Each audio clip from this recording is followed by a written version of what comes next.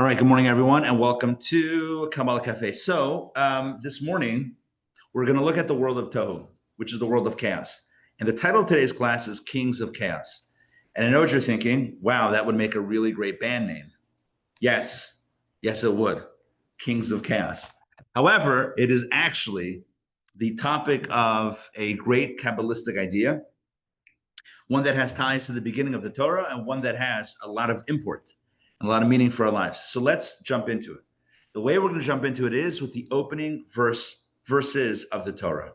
So the Torah, the Bible opens up by saying, "Bereshit bara Elokim et hashamayim ve'et haaretz." In the beginning, God created the heavens and the earth. V'haaretz hayta tohu vavohu, and the world was tohu vavohu. How do you translate tohu vavohu? The world was chaos, void. Sometimes you'll hear empty, right? These types of words and expressions. The word tohu is typically translated in the translation we're going to use today is chaos. Chaos. So there was once a dispute amongst different professionals as to which is the original vocation in the Bible. So you had, did I say this joke recently? No? You had the therapist who said, oh, it's a therapist. Why? Because after the sin, can you imagine after the sin of Adam and Eve, they were blaming each other, right? Who gave who? They had to have some counseling. That's the way it is. And the surgeon said, no, are you kidding me? Before Adam and Eve were two distinct beings, they were one. And then there was a surgery to separate Eve from Adam. So clearly, the surgeon came first. The politician said, no. My profession came first. I said, where? Do you remember when it says in the beginning there was chaos? Who do you think made the chaos? I'll do my own. I don't mind doing my own little rim shot. The point is that the Torah says there was chaos. And then it continues very quickly into the account of creation. And most people, I would say, kind of gloss over that phrase that the world was chaos and void. And it's like, all right, and then creation happened. So forget about the chaos and forget about the void. Kabbalah leans into the chaos, not literally, but to expound upon what was it that was chaotic. And Kabbalah explains that the world that we live in, the world that we inhabit, is but the second iteration of creation, which means you might call it creation 2.0. But there was a 1.0. I think, like there's the beta version, right? This is not the beta version. That one didn't work out. What happened? What was the end of the world of chaos? There was what's called the shvirat hakelim, the shattering of the vessels. So today we're going to get into what did the world of chaos look like? What happened? What precipitated the disaster that was its shattering? And what does it mean for us today? So that's kind of the outline of what we're going to explore. So the way we're going to do this is by comparing and contrasting the world of chaos to the world of repair. By the way, the world of repair, the Hebrew word for that is Tikkun. If you've ever heard of the phrase or expression, choose one, I'm telling myself. If you've ever heard the expression Tikkun Olam, right? Which is loosely translated as doing things to, quote, repair the world. Tikkun is not some sort of like new age Jewish, phrase that's about, saving the planet or saving the world. This is a very ancient Kabbalistic concept that has been, in some contexts, repurposed to also include other things. But it's really at the core of what our reality is all about. So the way we're going to do this is I'm going to pass around this color-coded chart of energies, what we call the Sephirot. And we're going to go through this. Let me keep one for myself. We're going to go through this together, and I'm going to explain the distinction between chaos and order, Tohu and Tikkun. All right, let's get this going.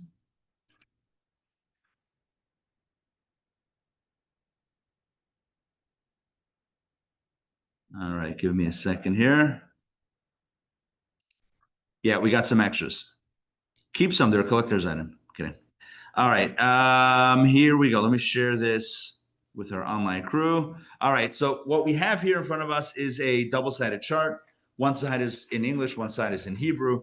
Now, obviously, the original is in Hebrew, but honestly, the English side also has the transliteration, so I think we're good on both sides. So I want to explain firstly the color coding very quickly. The blue represents the intellectual powers of the Sefirot. The red expresses the emotional energies. When it comes to us, the Torah says that human beings were created in the divine image, which means that we have elements within our character, or our character is made up of the same things that God kind of emanates with which to create the world. And that is the parallel between the 10 powers of the soul, which we're looking at, and the 10 sefirot, the 10 supernal energies that God uses, again, to create the world. Same energies, paralleling each other, obviously one within the human soul and one within the architecture of creation. So let's go through this quickly, and then I want to get to the main point. So number one, we start always right, then left, then top, right, left, center, right, left, center, right, left, center, then at the bottom. So Chachma is the first element, the first energy that we come to. Chachma is wisdom, or as we've always translated as, it's not just wisdom, but it's creative wisdom. It's creativity. So if you've ever had a creative insight, a creative flash of an idea, oh, I have a great idea for a blog post or for whatever it is, boom, Chachma is where that is coming from. Chachma is human creativity. The capacity that we have to think outside the box, to conceive of new ideas, to come into a space that has a way of working and to say, you know what, maybe things could be done a little bit differently. That is all Chachma. Chachma is the ability that we have to be creative, outside the box, to come up with new ideas, and to sometimes not even know where those ideas are coming from. It's not precipitated on previous ideas. This is not iteration, this is creation. Chachma is a very creative power within the human being. Everyone has it. Some people are more creative than others. Now, when we say that some people are more creative than others, I would say that means that some people kind of access or tap into their latent power of creativity than others. Some people are a little bit less Chachma, tweaked, and then a little bit more Bina. So let's talk about Bina for a second. Bina is understanding, or what we might call intellectual comprehension, not creative intelligence, but rather this is more about comprehension, understanding something, breaking it down. This is a little bit more of the I'm not coming up with the idea genre, but I'm going to figure out how to make this work. So it's kind of like I'm not thinking outside the box, but I'm going to put all the pieces together. I'm going to say, oh, based on this idea, I think we can make this work also. It's kind of analyzing things, understanding things, compartmentalizing. I think I got that word eventually, like an episode of Sesame Street here. Yeah, I said I got it once. I'm not going to try it again. Right? It's the kind of putting things, sorting things where they go, figuring things out, how everything works together. This is very different. It's kind of like right brain, left brain, right? Right brain being a little bit more creative, left brain. Did I get that right? Yeah, right brain being the more creative side, the left brain being a little bit more of the application side. So Chachma Bina, what is that? That is intellectual connection, where you connect and empathize really with the idea that you're focusing on or that you're studying. That is a very key component, because that puts yourself in relation to the thing that is henceforth or heretofore an idea or a concept. So you have things that but that might be divorced from your reality. So it's like, I know that there's a need or there's a thing somewhere, that exists. Great. I'll add that to my checklist of things that I know. But do I care about it? Is it something that's in my realm? That is what makes it relevant. A very classic example of that, or a classic analogy of that, is the story, the parable of this fellow, this poor, farmer back in the shtetl who didn't know how to read or write. And so every week, the malamed, the teacher, would come to his house and read the mail for him, read him the mail that he received. And so, so the fellow reads, the teacher reads the letters, reads the mail one week, and in it is a letter informing this fellow that his father had passed away. The farmer's father passed away. Upon hearing the news, the farmer, gets a fright, and not fright, but like is so heartbroken that he faints. And eventually he comes to, and the story, whatever happens to the story. But the question is, in this analogy, in this parable, is, well, how come the farmer fainted and not the malamed, and not the teacher who read the letter first? Right? He's the first one to read the letter. How come he didn't faint? And the answer is obvious: because it's not his father. It's one thing to know that someone passed away, but it's a completely different thing to be a relative of that person who passed away. So that is where the information moves from being theoretical to becoming personal. It's not an idea, it's my idea. Not only the idea that I came up with, I'll take credit for the idea, but it's an idea that's relevant to me. So that's that. That is kind of connecting with it. If you want to bat another bad pun, because I got plenty to go around, that is all about connection, connecting the dots. Very good, David. Connecting the dots. Good. So Chachma again. So just to go through it very quickly, Chachma is creative intelligence. Bina is as analytical understanding. That is connection, intellectual connection with the idea.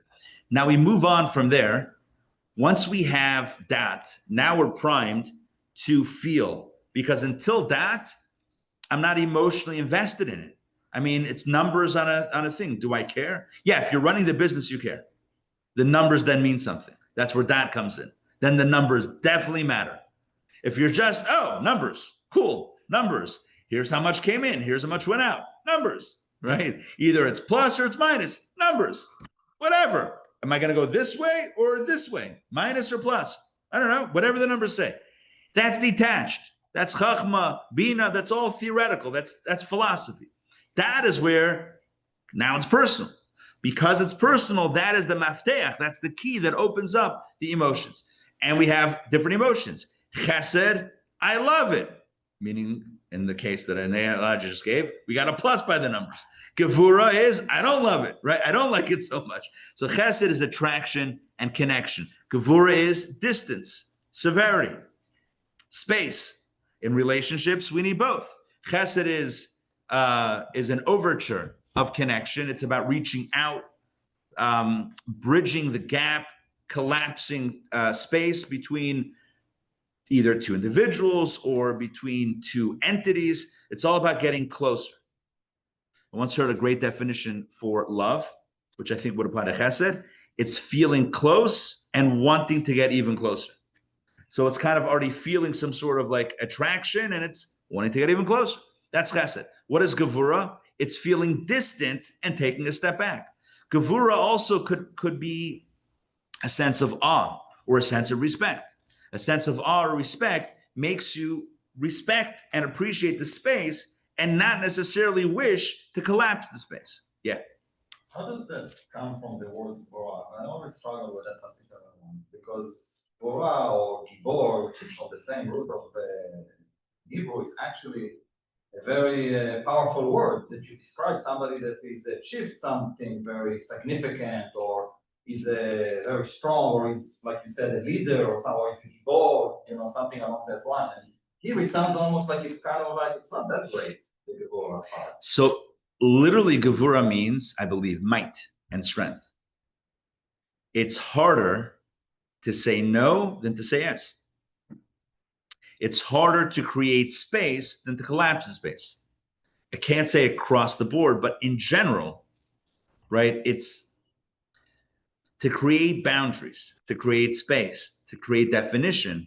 It's a little bit harder. Think about when two people enter into a relationship together, right? So they meet each other. They're very excited to meet each other. They like each other. And the next thing you know, they're wearing matching outfits. Right? I'm saying it's a little harder to say, you know what, we can still be connected, but we can appreciate each other's different interests. They don't have to be the same. It's harder to, I think for most people, it's harder to do that. It takes strength to say, let's create space. Let's keep some mystery, even as we're close. I think it takes a little bit of, we might call it discipline, but discipline requires strength. Chesed, on some level, it's easy. On some level. These are not absolutes, right? I would never say anything that's an absolute. But absolutely never. But the point is that in general, Gevura requires, think about it. Like an open hand requires less muscle tension than a closed hand, right? Which is great if you're practicing boxing. Have I mentioned boxing with the king coming up in a week and a half? Anyway, the point is that when you squeeze, I think you did. Did I? I have no recollection. Next question, please. The point is that when that kind of to contract the muscle is harder. It takes more effort, right? It just does. Right? So it takes more effort. It takes more gevura. Again, gevura, I'm thinking about like, okay, Oded, think about it. Like if someone is posing, like, I have extensive experience, right? With like showing a muscle, right? So they're not just like loose. You're tensing. Gevura means like there's strength is displayed by kind of contracting.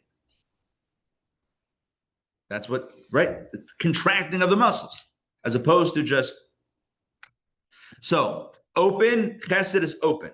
Gevura is closed. But it's not necessarily a bad thing. On the contrary, it's a good thing. Every healthy relationship needs a healthy dose of gevura. In fact, I would say, and I have said many times, that respect is more important than love. Because love is the idea of closeness. Respect is the idea of appreciating how the other might be different than you. And that's okay. That's okay. I don't need them to look exactly like me to be valued, to be important, right? They can be their own person and they're still valuable, right? I respect that.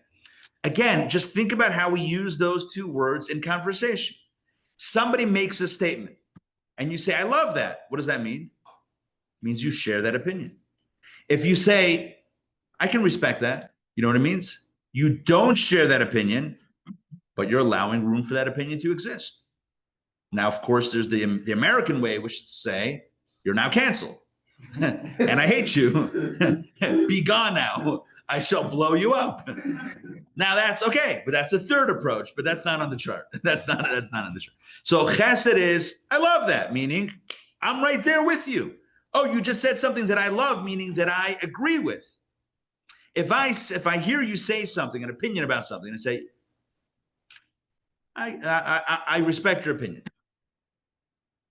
And I'm not just being dismissive. I really mean it. I respect your opinion. That means I don't agree with it, but I can understand where it's coming from. I can appreciate it. I can respect it. Respect is more important than love. It's easy to love the things you love.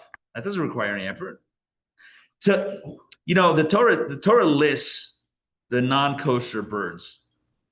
And amongst, we did this recently in a class. And we're talking about this. And amongst the non-kosher birds is the chasida, which is translated typically as the stork. And the commentaries ask, if it's called a chasida, which is like the feminine version of chesed, which is love and kindness and generosity, well, then why is it not kosher? And the commentators answer, because the chasida, I think it's even in Rashi on the Torah, the chasida only does chesed imkan dila, which means with her own kind. If you only love your own, what kind of love is that? That's oh yeah, I worked so hard to love that which I love naturally. It's like I've done a lot of self-work on this. I'm seriously. Of course you love the things that you love. It's like with palates, right? You ever give a little kid, some dry wine? What, you hate me? Like what's happening here? I thought we were friends. I thought we were family. What happened here? Right? Candy. I don't think any kid ever rejected a lollipop. It's easy to love the things that are easy to love. It's harder to love the things that you got to respect the wine before you love it. I'm kidding. I don't know how it works with the wine. But the point is that Gevura is more important. In any relationship, Gevura is way more important. It's way more important to respect the difference and the space that the other one has than to wish for all of that to always collapse and for there to be, always, only closeness. That if they're not closest, then you're out. It's easy to be close to the things you're close with, to love the things that you love. It's harder to respect that which is different. So, but we all have the power of Liliana. Do you have a color-coded sheet? Yeah, let's pass one down. Here's a pile. Thanks, Tova. All right, so we're going through the energies. These are the sfirot that God uses to create the world, the energies, as well as what's implanted within the human soul. And I hope that that's clear, right? It says in the beginning of with the creation of the human being that God created the human being in God's own image. And the question is, well, what does that mean? Like, God has hair? God has arms? Like, what does that actually mean? In his image? What image? Since when does God have an image? What does God look like? So it's kind of like, what if God was one of us, right? I was gonna say, is that why Kit's hair is not on here? Because it's a reflection of what's in humans. Which one? Keter? Yeah. Keter and Dat are the Clark Kent and Superman of the Sphero, where you have one, you don't have the other. Okay. Right. Also, Dat does not have glasses. I'm kidding. That's not even a thing. So yeah, those are the two. So if you have one, you don't have the other. There's really 11, but we call them 10. Pretty much shaped like 10 now. Yeah, very much. I could see it if I squint really hard. Totally. Total phone booth. Okay, so so what does it mean that we're created in God's image? It means we also have these 10 energies imprinted on our souls. Now let's continue with let's resume our perusal of this. So we did Chachma, creative intelligence, Bina, analytical understanding, Dat, connecting with the idea. By the way, the acronym of Chachma, Bina, and Dat, Chabad. In case you're ever wondering, in case that ever comes up in conversation or at a bar, it's like, hey, trivia night. What does Chabad stand for? Like Chachma, Bina, Dat, boom. Get an extra round of beverages. All right, yeah. Is God related to any type of action? Because I think in previous classes, you said, Chachma is inspiration and Bina is kind of like the outlining the inspiration, and then Dat would be actually, doing or putting. It's still intellectually. It hasn't yet moved from the head. It's still in the head. Yeah. It's when I'm connecting, when I'm really getting solid on the plan. Yeah, but it still hasn't actually happened. It's still I got this, right? I've already made $1 million in my head. Okay, but it's still an idea. It hasn't yet moved. I've designed the perfect automobile. Okay. All right, chesed. Again, chesed is now when we relate to things. The first three are still in our head. Now we relate to things in the real world. Chesed, love, attraction, closeness, gevura, respect, distance, right? Space, boundaries, rules, discipline. Chesed is you get your first paycheck and you spend it. Gevura is you save. Right. Chesed is, you're like, well, that's not chesed. I'm parting with my money. Yeah, because you want something. Gevura is discipline. I'm going to put it away in a safe. Tiferet. What is Tiferet? Compassion. Now, this seems fairly straightforward.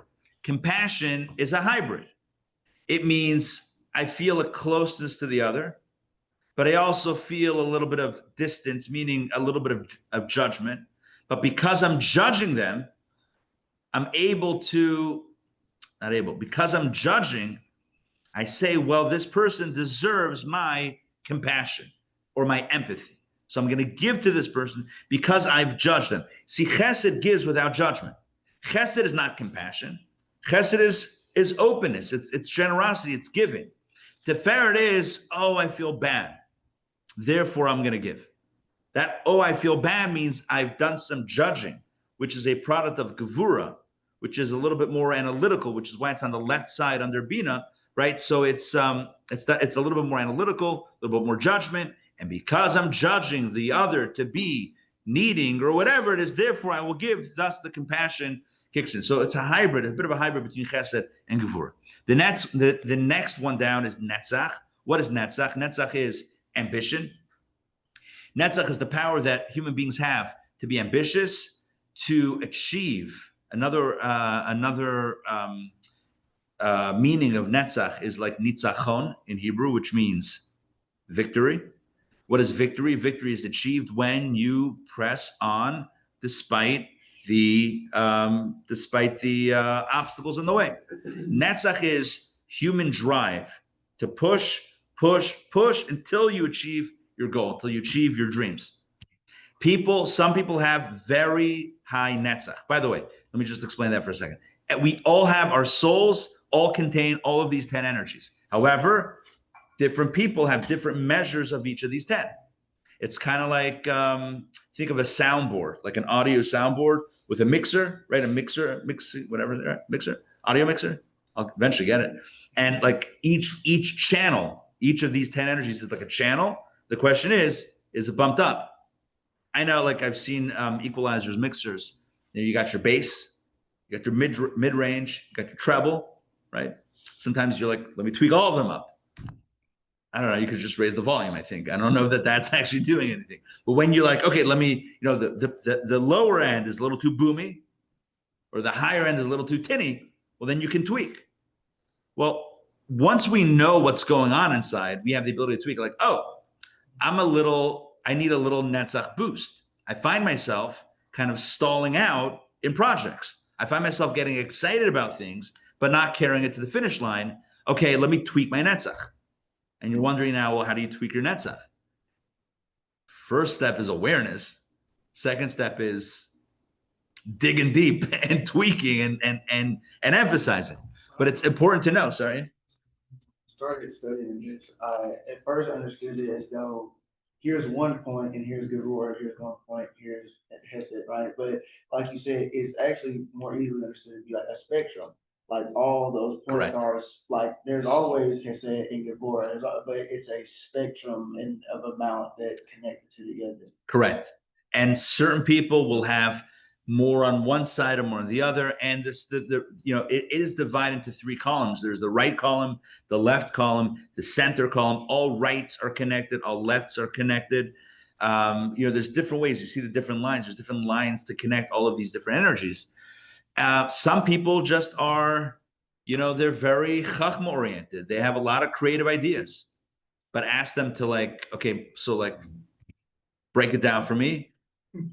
Not going to happen. Not going to happen. Do I look like an engineer? Are you kidding me? I'll draw a drawing of what the building should look like. You're telling me it's not structurally sound? Well, that's your problem. You go figure it out, right? You have architects and engineers. I'm not saying that's pure chachma, to your point. That's not pure chachma or pure bina, but it leans one way or the other, right? I mean, I can draw a building that looks great. I probably can't, but like conceptually. Yeah, but it's not sustained, but it's not, you can't build it. Ambition is not pure either. I mean, there's a very negative side to ambition. Listen, if we're talking about dark sides, there's dark sides to all of these, but hold on. We'll get there. Netzach, though, is at the core. What is netzach? Netzach is ambition. It's about pushing something through to the end. Imagine, like the classic example, you're rolling a rock up a hill. And the further you go, the heavier it gets. And the more tired you are, all right, the question is, are you going to give up and just say, all right, I'm out and let it roll back down? Or are you going to keep on going till the top? We all know people that never stop until they achieve things. Like they keep on going. Like if they hit a roadblock, they will figure out another way. There are people like that. And there are people that are like, roadblock, all right, it's a sign. It's a sign. It's a sign I'm not supposed to be pushing, right? It's just, there's different human natures. Souls are wired differently. It's kind of like soul ballistics, right? As the souls come down the spiritual chamber from heaven to earth, they pick up different energies, one a little bit more, a little bit less. I don't mean to say that it's random. It's all by design. Your soul is perfectly matched for your body, for your purpose, for your context, for the people, the people, opportunities, places, and personality. Well, the personality, right? Everything is perfectly designed for your mission in life. Some people have more netzach. Some people have more hod. What is hod? Hod on the other side of netzach, all the other extreme. Hod is devotion. I would call it surrender.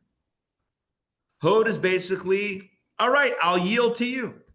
Hod is like whatever you want. Netzach is, imagine a couple having a conversation. What movie should we watch tonight? The netzach person in the room says, we're watching. Well, no, that's Hod. The netzach person says, let's watch, what is it? Interstellar? All right, I don't know. All right, I don't know.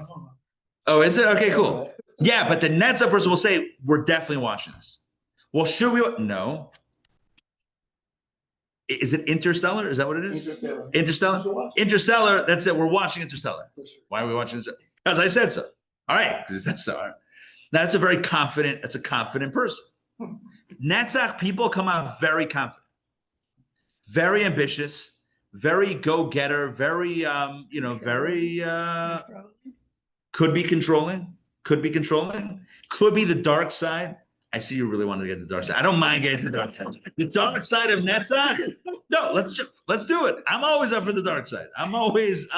Hey, listen, I may look like a rabbi. I'm kidding. But look, the dark side of Netzach is I will step on you. I will destroy you. I will crush you. I can't go higher than destroy. I probably should stop by destroy to achieve my goal.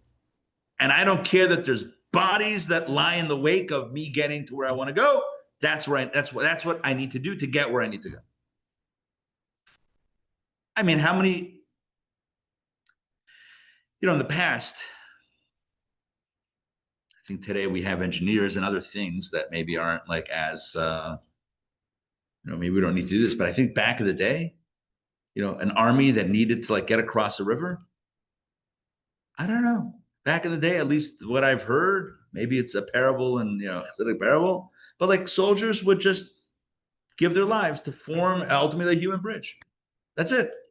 Whatever it takes.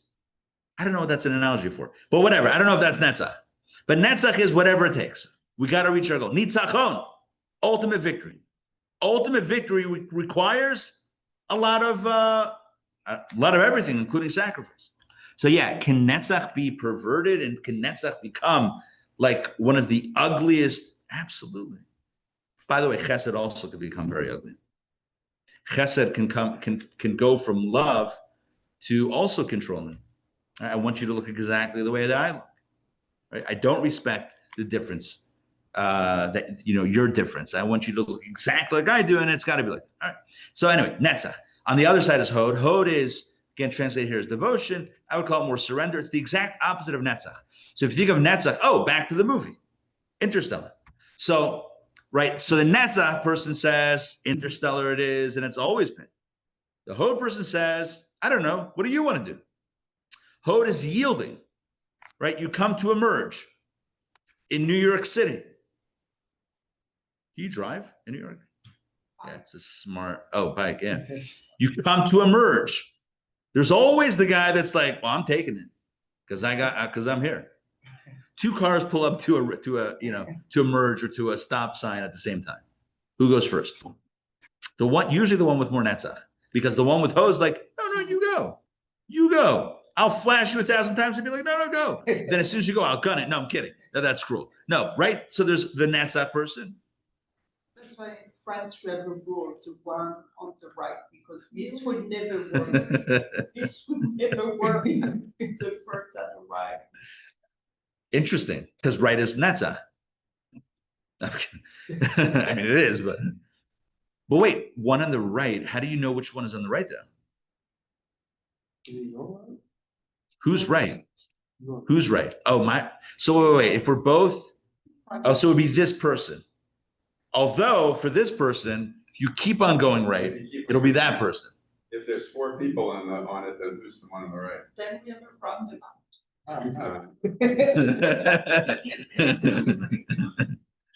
There's all. You can't pass. There are roundabouts now. I think roundabouts are decent. I'm happy with roundabouts. There's one on the way to Costco for well, London also. London has a lot of roundabouts, but it's also very narrow. By the way, we're the new name of the class is Kabbalah and Cars. Now it's a race to the roundabout in Israel. What if we did a class called Kabbalah in Cars drinking coffee? All right. So Hod is yielding. There's always someone, I can't say always someone, but the yielding personality is like whatever you want. Like I'm not gonna force my opinion down your throat. Like if you want it, hey Yvonne, good to see you. Come on in. We got a spot for you right here. So it's like, I'm open to conceding. I'm open to yielding, to hearing what you have to say. I don't need, that doesn't have to be, my way or the highway. That's not at all what's going on. So that is all Hod. What is Yesod? Yesod is connection. Here it's referred to as bonding, but it really means kind of connecting two entities, connecting together in a deep way, in a meaningful way, not just a superficial connection, but a deep connection. By the way, if you notice the middle line, knowledge, it's all about connection, right? Dad is about connecting with an idea. Tiferet is connecting with a person in an empathetic way. Yesod is also connection. Yesod is also communication. It's connection. It's a bunch of different things. Based on the way you described it, you don't want to expect Netzach to be on the same left line as Devorah and Tohu to be on the right side with it. Okay, yeah. Well, it's interesting. So you're asking the question. So why is Netzach on the right and on the left? So I think the reason is like this. Netzach, the ambition, although ambition requires strength, which is why there's a line that goes from Gevurah through Tiferet to Netzach. So you also have that connection. But anything on the right is about kind of connecting with the I know I'm using the word connecting, that's the center, but it's achieving that. Chesed is kindness. It's about, I said love is about getting close together. Netzach is, here's your goal, here's you. You're going to keep on going until you achieve that goal, until you get to the finish line. Whereas Gevurah is about space. Gevurah is about creating space and boundaries. Like I respect you, which means I don't have to be you. You don't have to be me. We don't have to be alike. I respect you the way you are. I respect the difference. That means the space. Hod is also, I respect your opinion. I want to hear your opinion. And you know what? Let's do what you want to do. Like, I don't know. It doesn't have to be what I want to do. I respect that. I'm giving space for that. So there are a lot of different ways. You are correct in your question. There's different ways you could say that, oh, well, maybe this has an inflection of this. But all of that speaks to the interconnectedness between all of the energies. I think like the way you explained it was great, because I think with Devorah, with restriction, I think more of like a closing and love being open. But the way you described it, it's sort of like, yes, maybe Hesed is more open, but the goal is to get closer. And Correct. yes, maybe Devorah is restriction, but the goal is space. Space. So that kind of makes a lot more sense in that. These Netzach and Hod kind of represent like the ultimate expression of these things. Well, in the language of Kabbalah, the truth is Chesed, Gevurah, Tiferet, those are the emotional elements. Netzach, Hod, Yesod are not even emotional, they're more functional. Like ambition, is ambition an emotion? I don't know if ambition is an emotion. It's not a feeling. Ambition is a little bit more practical than a feeling. It's more of a pragmatic drive, right? Whereas Hod, again, I know we're dealing with translations here that are, not necessarily the way what exactly the concept means. Devotion, whatever. But that surrender is a little bit about kind of the space. Now Yesod is is bonding, connection. Malchut, leadership. I think that kind of speaks for itself. It's the ability that we have to lead others, ability to set a vision that others can follow. Also the ability to listen to others, as Malchut is at the bottom of this entire structure, schematic. So that also implies that Malchut is the beneficiary of all this input to then make a decision that will then impact and benefit that which is beneath it. And each and every world, because there are multiple worlds that Kabbalah speaks about, each world has a similar structure. And so the Malchut of the upper world becomes the keter, the crown of the world beneath it. That's just the way that it works. And then it continues down and down. There's 4 primary worlds, but many sub-worlds in between the worlds. Bottom line is that Malchut, even though it's at the bottom, is leadership, which connotes a few things. Number one, the notion, what I said before, the idea of receiving input before making decisions, but also like the notion of servant leadership. That leadership really needs to be motivated by a sense of humility and a sense of being of service to those which I lead. I'm not in a position of leadership for my own ego. I'm in a position of leadership for the benefit of those that I have the privilege of guiding, leading, mentoring, etc. That is a healthy approach to leadership, as opposed to one saying, "Oh, now I get to boss people around." It's like when God creates Adam and Eve and says, "Now I have kind of put you." What's the exact language? He put them in Gan Eden, in Eden, la'avda l'shamra, to work it and to guard it. That's vis-a-vis the garden, but also there's another verse, an expression that says that Adam and Eve are charged to kind of, what's the word, dominate the world or whatever, like kind of. And there's one way you can read it is, oh, I guess we can just use and abuse and destroy whatever we want. But when you really understand the meaning of leadership, it's not about plundering and destroying and abusing. It's rather about leading and elevating and kind of cultivating and enabling a thing to achieve its higher purpose. That's the role of the human being. It's not that we have willy-nilly, the ability, because we're the smartest and whatever gifts that we have, divinely bestowed gifts. So therefore we can, just, do whatever we want and everything is at our whim, but it's rather that we're meant to elevate everything. So that's a different form of leadership. That's healthy leadership. That's now every element here also has a dark side. They all have a dark side. We can use creativity for nefarious purposes, and our bina for negativity, and dat for negativity, and chesed. Let's talk about chesed for a second. Chesed I mentioned before, but I'll mention it again. Chesed, loving kindness, could be completely distorted. Chesed could be, on one level, it's indiscriminate giving.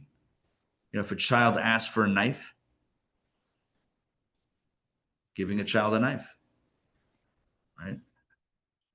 I don't mean to cut the birthday cake under adult supervision. But I mean, just because someone asked doesn't necessarily mean that it's healthy to give. So giving without any boundaries, without any discernment, is also not a great idea. So that's how chesed could be, dangerous. Gevura can also be dangerous. Gevura can lead to anger. Gevura can lead to aggression, to rage. The idea of taking offense at, Gevura is really allowing space in its healthy way. But part of that is the judgment, as I mentioned before, judgment and discernment. But what if I judge and I find the other to be lacking? Well, then I get upset. Why you do this? So chesed is almost, chesed gone wrong is too much love. It's over love. Love bombing. Gevura gone rogue can turn ugly with anger. Tiferet, compassion. It might be a little bit harder to find how Tiferet goes rogue. Right? Too much compassion. It sounds like too much given. Netzach obviously can go rogue. where, as I said before, you're stepping on people to get what you want. Hod can also be a problem. Hod, imagine if somebody always is a shmata, and it's a Yiddish word for, a rag, but like, what does it mean? Shmata means that which everyone steps on, a doormat or whatever it is. And I have no ability to stand up for myself. And it's not being humble, it's being meek, or it's being whatever it is. And, that's also not so healthy. Yesod, connection, bonding, maybe that could be in a negative way. And Malchut, leadership, as I mentioned, is also, there's a potential for that to go rogue as well, where instead of leading and caring about the other, it's really about oneself. So all of these are different energies that we each contain to various degrees. And we have the energies. Each soul has these 10 energies. Everyone has a little bit different.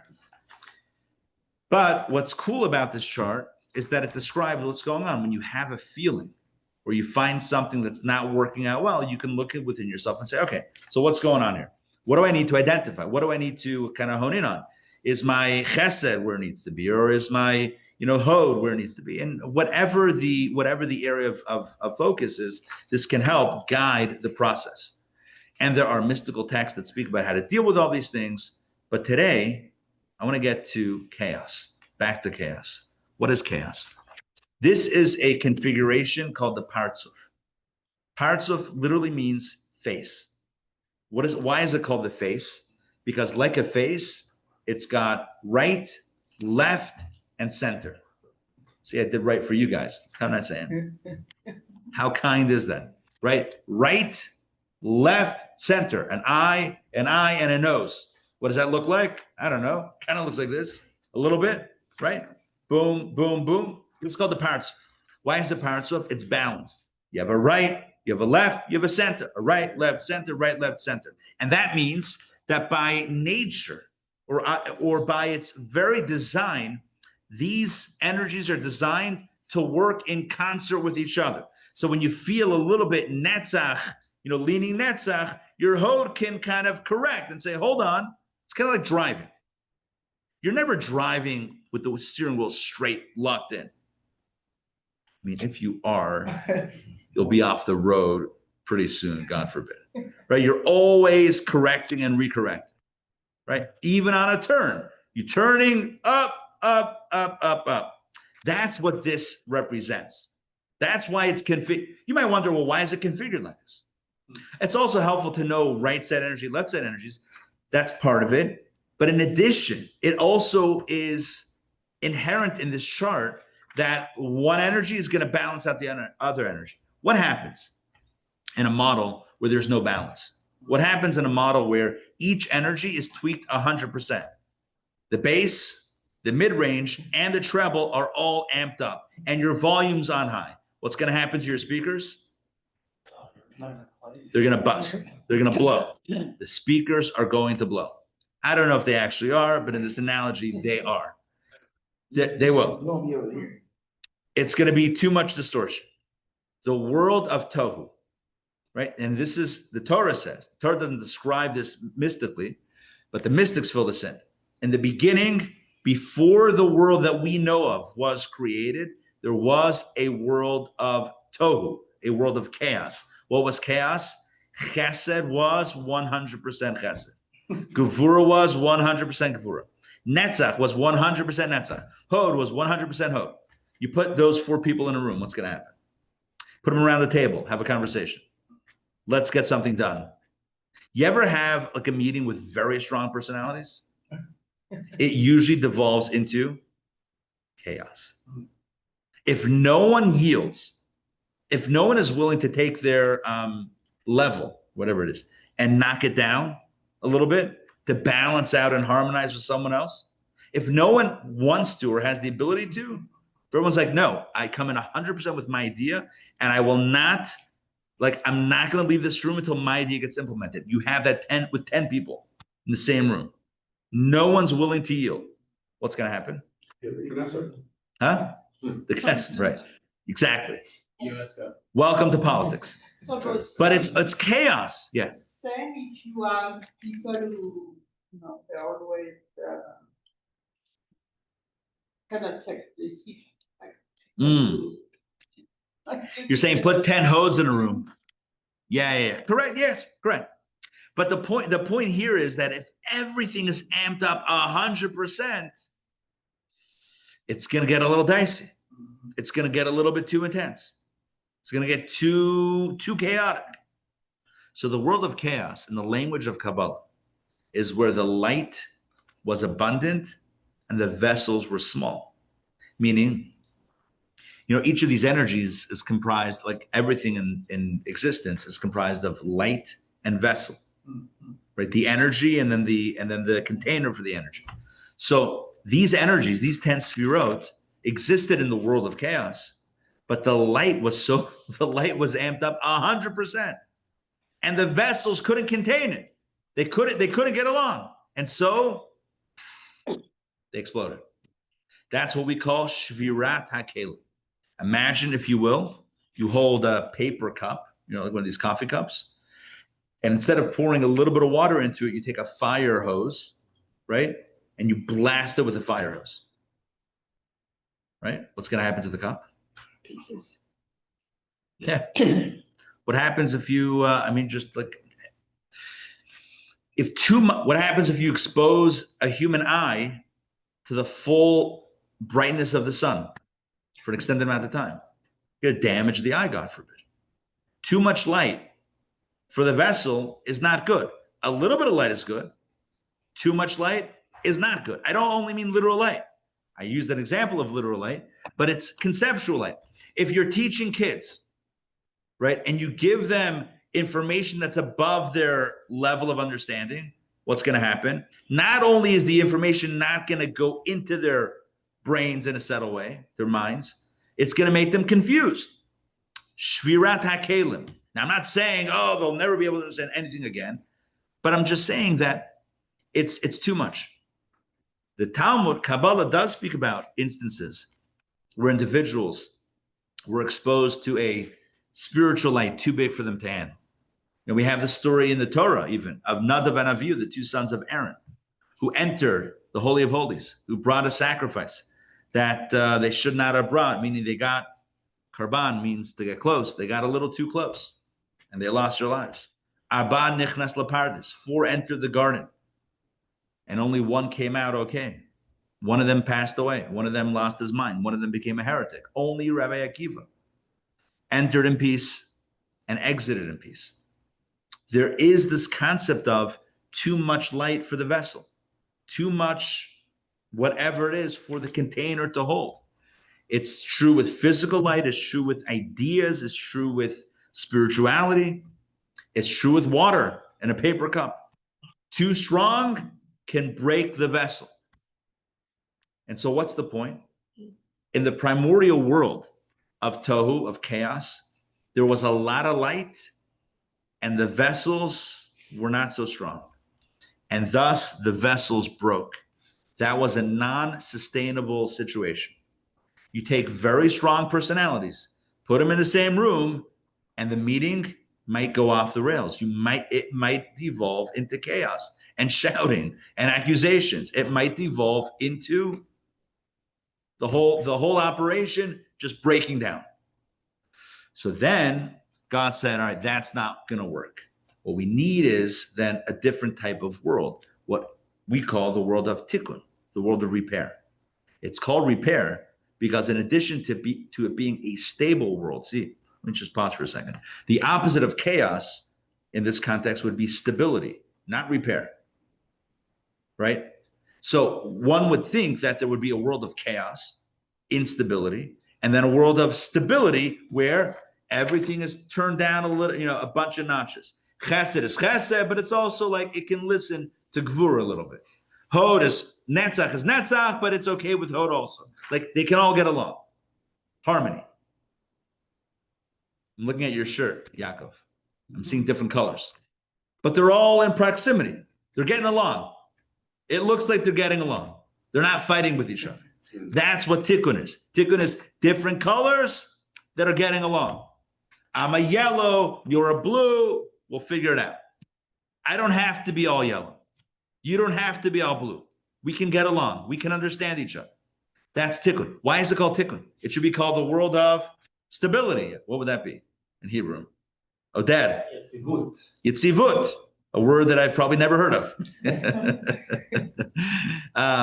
Right? The world of Olam HaYitzivut.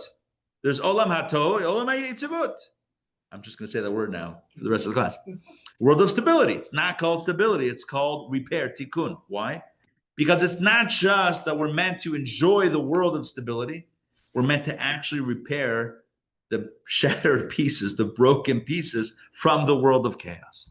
That's our job. Our job is literally tikkun olam, to put those pieces back together again, to pick up the shattered glass, as it were, not literal glass, but the shattered shards of the world of Tohu, put them back together again and fuse them and heal them. That's the goal of the world of Tikkun.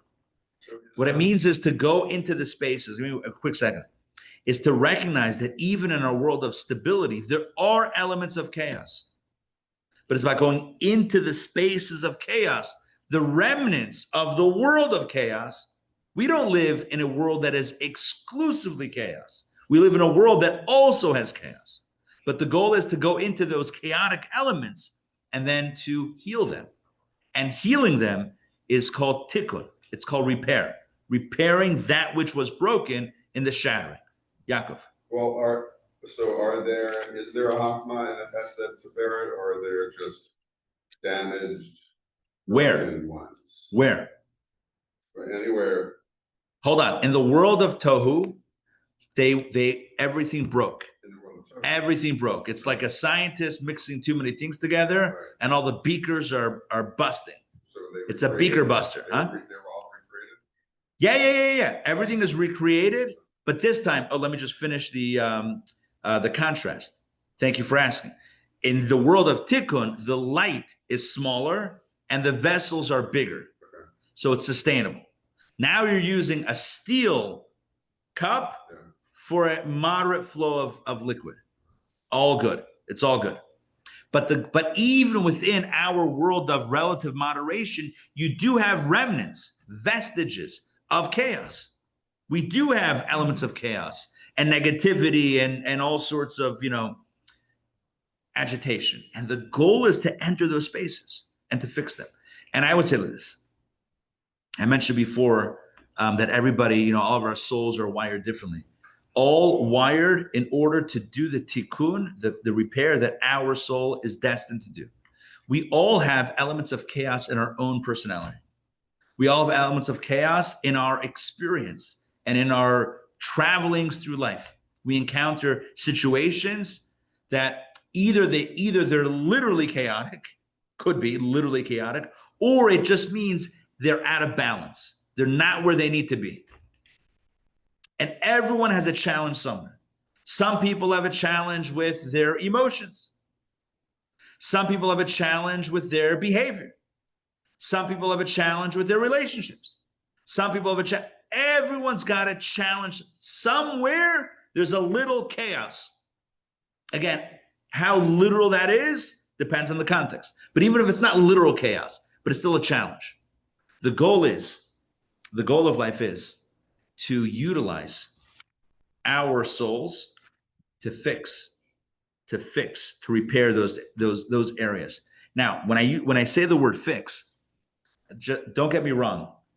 I'm not implying that there's an easy fix. Like, oh, here's the problem. I've got anger issues. Boom, I'm going to tap a button and it's fixed. No such thing as easy fixes.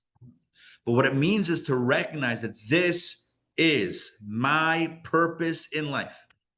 I remember reading a letter, and I've read it before at various classes, where the Rebbe writes a letter to somebody who was, there's family issues going on. It's not clear from the letter. All you see is the answer that the Rebbe gives. You don't have the original. Obviously, all the names and personal details are redacted, but you don't have all the details of the question. But the Rebbe basically says, don't give up on this relationship or these relationships. Your soul was sent here, was reincarnated, sent here specifically to to deal with this, but not like deal with it like in a dismissive way, but to work at this, to work at this. Yeah, we sometimes we encounter challenges and we say, well, this is, I'm out of this. But if we view the world as fundamentally built on a platform of chaos, and our job being to repair those chaotic artifacts from the past that come up in our present, and everybody has different points of the original world of Tohu to fix. If we look at it that way, then when we encounter chaos and brokenness, disrepair, when we encounter the things that need to be fixed, we're empowered and encouraged to actually do the work to heal and to fix, whether it's inside ourselves, outside ourselves with the world, or within relationships, or with our relationship with God. Whatever it is, in whatever point of connection we have, it's about recognizing that this might be the point of why my soul is here. I'm not going to tap out and say, well, I am who I am. Like this is the best I'm going to get. Don't resign to that. Don't resign to that. I can work a little bit harder. Work a little bit harder to this relationship is too far gone. Like, we're not speaking to each other. It's over. Don't give up. Don't give up so fast. Revisit it. Ask the question, what else can I do? This may be the singular point for why your neshama, why your soul was sent here, to fix that thing, to address, to tweak that piece of it. And so I think it's a very important way. It's kind of like the mystics. They gamified life, right? Everything's all about gamification, right? Apps like Waze. Remember when Waze first came out? You get points for reporting traffic. My kids ask me sometimes. I'll report something on, Waze, the app, the navigation app. I'll report something, and it pops up 2 points. My kids are like, "What are those points for?" Like, those are imaginary Waze points. They mean nothing. No, you literally don't get anything. But why do they do that? Why do they give you points? Just makes it exciting. It makes it into a game.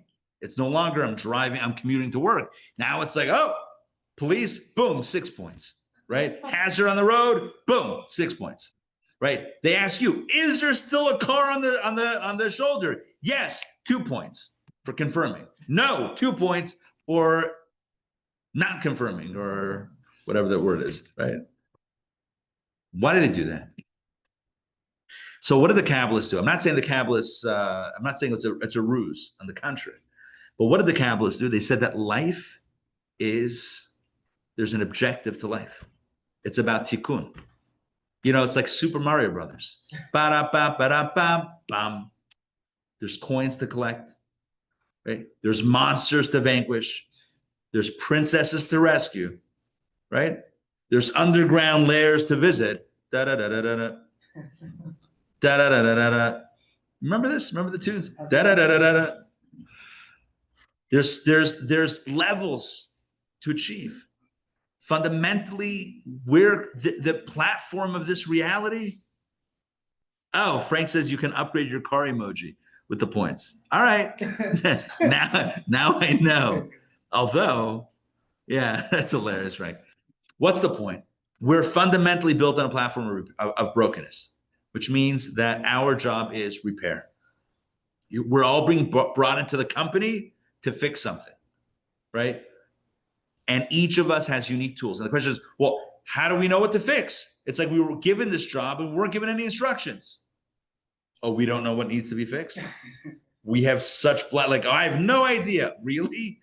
No idea? Never noticed anything going wrong internally, externally, with relationships? No patterns that have repeated themselves throughout the relationships in our lives, right? Situations that we find challenging that we have tapped out and said, I can't do it. Of course we have. That's the tikkun. That's the repair.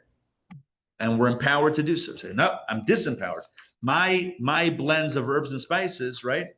11 herbs and spices. Like, I can't. Like, no, I can't. I'm too weak to do it. On the contrary, everything is tweaked to achieve the tikkun. For this, though, it requires a conscious effort and requires the discipline to get it done. And so my blessing for all of us is that as we're in the last stretch of the year, It's like the Kentucky Derby, right? The announcer says, and around the turn they come, the bend. What does he say? What's the guy? And around the bend they come, right? As the horses approach the final approach. We're toward the end of the year. It's a great time to think about, what is my tikkun this week? What is one thing? What is one fix? What is one hack? Hack sounds good. Life hack. What is one fix that I can implement, either within myself, my relationships, my dealings with the world, or my relationship with God? Whatever area. What is one thing that I can fix? One thing that I can tweak? Recognizing that I have these incredible gifts, right? Love, discipline, compassion, ambition, the ability to surrender, the ability to connect, the ability to lead in a healthy way. How can I use these gifts in addition to the intellectual gifts that I have to make a difference and to repair something? The repair that we do is not insignificant, but it rather constitutes the very purpose of our being. We were not created to be consumers, despite what Madison Avenue will tell you, that you were created to spend money and buy things. That is not why we were created. We were created l'taken olam b'malchut shin daled yud, to fix the world under the auspices of the Almighty. That is the entire purpose of our being, to fix the world. Like our parents told us, when you leave a place, leave it nicer than when you came. That's whether that's literally the world nicer than, or also literally in all the experiences that we have. So may we all be committed to this goal, to fix the world, to fix ourselves a little bit, to fix our interactions, and may we find success in our efforts, knowing that they really matter. Thank you very much for joining me. Liliana, jump in. Yes. Yes. So how is the goal of Gevura space? I think that's not pretty easy. So Gevura is the idea that I respect the other person's individuality, and I don't give them value based on how similar they are to me. Chesed says, oh, if you're like me, then you have value. Gevura says you can have value even if you're not like me, which is, to me, the most important thing in any relationship. If I can respect the other, it's easy to love.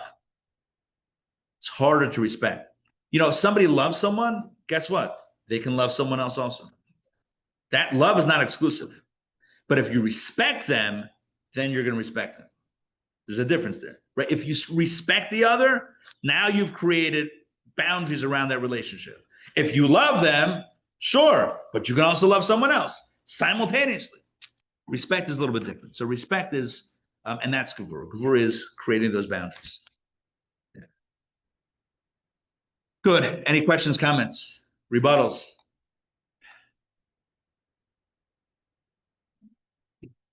I maybe also, like a question, this thing about personality. Oh, that would be brilliant. Kabbalistic personality tests? Sure. Yeah. Someone should put that on Facebook and make a killing. No, You know what's interesting? color You would think that someone did that. Colors, maybe? Like, I feel like Shimona has done that. yeah, color palette. Like Yeah. Someone came Yeah. up to Rabat. Yeah. They got the old questionnaire, and then they see your Right. summer color. This would be helpful. It's good to know about ourselves, strengths and weaknesses, and what it is that we need to work on. Weakness is not like oh no, I don't want to be exposed to my weakness. No, it's good. It's good to know what we where our strengths are, lean into that, and where our non-strengths are, and we can work on it. The spiritual do correspond to the patriarchs, though, right? And like Moses is like one of them. Yeah.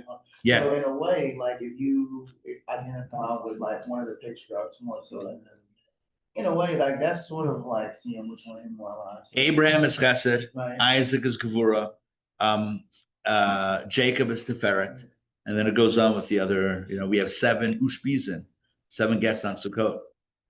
Corresponds to the 7 energies here. All right, a few announcements. What are the announcements? Number 1, this week we have a lot of classes. We got the Monday lunch and learn. We have Tuesday night Torah studies, Wednesday 2 classes. The Thursday night Tanya class is going to resume soon. So for those that are interested in the Thursday night Tanya, it's going to come up soon, in person and online. Yeah, Rabbi Friedman is going to be doing it. We actually set to speak today to kind of set a date for the resumption of that, either this week or next week, I'm assuming, one of the next few weeks. And then, of course, next week we have the boxing class. We also have upcoming, let's see, we have a retreat, community retreat at Ramat Darom, which, you know, you guys have been before. Ariel, my kids always have great memories of like meeting you for the first time there. You were on like a scooter, skateboard, something? Is that possible? I don't even know. It's impossible. So many things could be possible. Huh? Not escape, something. I don't know. You were somehow legendary to my kids. Oh, was it a hover? Oh, you had a hoverboard? Oh, maybe that's what it was. Oh, then that's what it was. Yeah. You and Michael J. Fox just floating in the air, just totally amazingly. But anyway, we have this this great retreat coming up at the end of October. What else? All right, check your local listings for more. Thank you. Pleasure. What a treat to have all you guys here. What's Frank, Renata, Nate, good to see you guys. We'll close out. All right. Shavua tov, everybody. Take care.